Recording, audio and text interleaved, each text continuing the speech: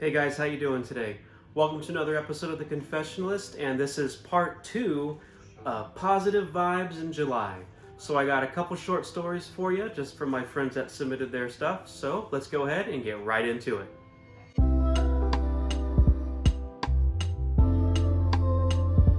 Okay, so this first positive story is from my good friend nicknamed Fraxinus. That is an awesome nickname, very unique. I don't have the best selection of recent memories that are positive, but I'll still share. At the end of last month, my emotional state spiraled, and it was really frustrating because it was in the middle of me working on a gift for a friend. This person has been incredibly good to me the past 3 years I've known him, and is also one of those people that you could chat with after not talking for a while and still be able to pick up where you left off. To be honest, man, those are the best friendships to have. That's how you can tell it's a true friend. We're both pretty inconsistent at staying in touch, but we know it's not personal. Anyway, I really wanted to draw him his Smash Brothers main for his birthday to surprise him, because he said he had a few weeks prior that he wished he could draw them. I was going to draw both, but I had time constraints. Now, a quick timeout for those of you that don't know, a Smash Brothers main is a specific character that players get good at, so they could use them competitively. They could, it's just a character that they put a lot of time in, and a lot of the times it's their favorite characters. I was in pretty good spirits during the week, and my focus on drawing his picture was decent. But things abruptly dragged me down. I couldn't work on the picture as planned because I was being held hostage in a negative conversation that I couldn't walk away from, both on and offline. I was hating myself over my inability to remove myself from the situation and go back to the other computer and draw. Because of that, I didn't get to finish the picture on time. I spent the next day having this massive reality check about my priorities and resolve to do better, and crying was involved. Totally understand, man. But this is a positive post. I'm just building up to it. I told my friend that I was working on something for him, but it was going to be late. I finally did get it to him though, and I was really anxious about it because, like I said, we always don't respond to each other right away. But I finally get back onto the laptop later that night, and his reaction was such a contrast. It was just pure joy, and I don't get to see people that excited over pictures that I've drawn for him that often. He was touched that I remembered which color alt he used as well. It was such a simple thing, but it made my night and brought some balance to the past couple nights.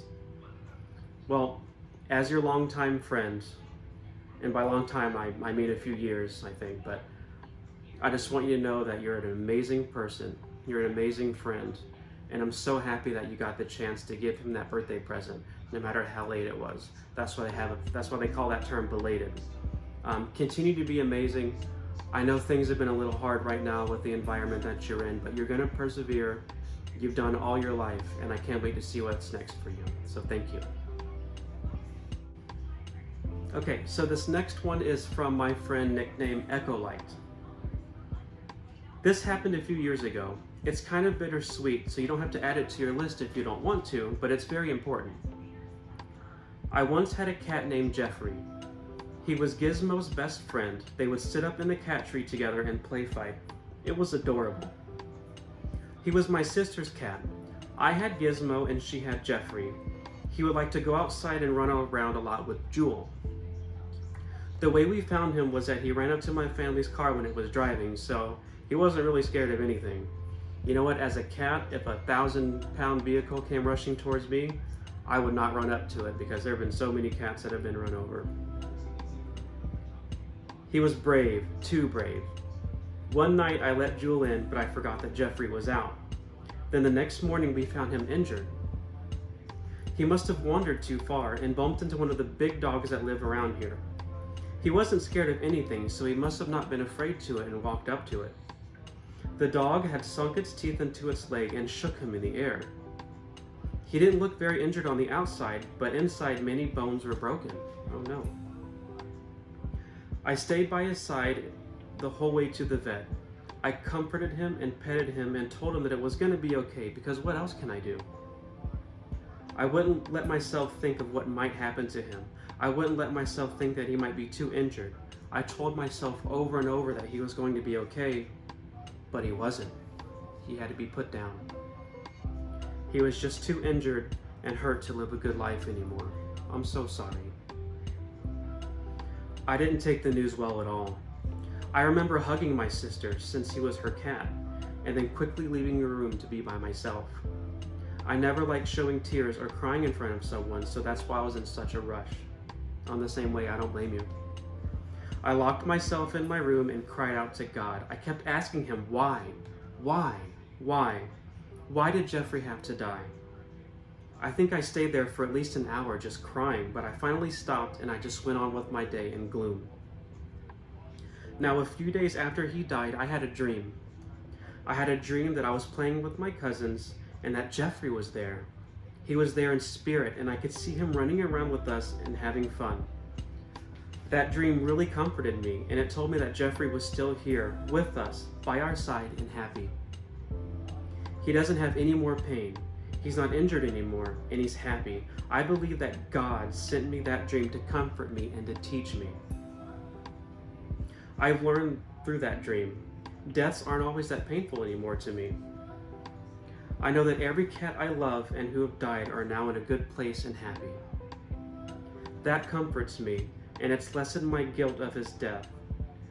For months, I felt responsible of his death, but I know now that it's not my fault, and it isn't. I didn't know that he was out. It's still hard to remember that, but I'm glad I had that dream.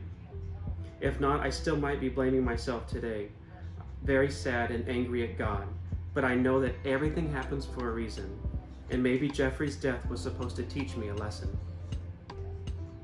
I still miss Jeffrey so much, but I understand that he's in a better place now, and I look forward to seeing him again one day. I'm thankful for that I can think of Jeffrey with happy memories of when he was here, and one day I could have more memories of him. I love him so much. Well, I can speak for everybody when I say that Jeffrey loves you too, and every day I'm sure he's looking down on you and smiling. You're a very friendly person. You're so happy, cheerful, welcoming, friendly, loving. We all can go on and on about how amazing you are, so always stay true to yourself and don't ever change, because those are your best qualities. Thank you so much for sending that letter to us, and we hope you have a good day. Okay, everyone, so that about wraps it up for this episode. It was a little bit short and sweet, but these are some very meaningful posts. So again, if you have anything to confess, express, get off your chest, shoot an email over at xconfessionalist@gmail.com, and we will see you next time. Thank you.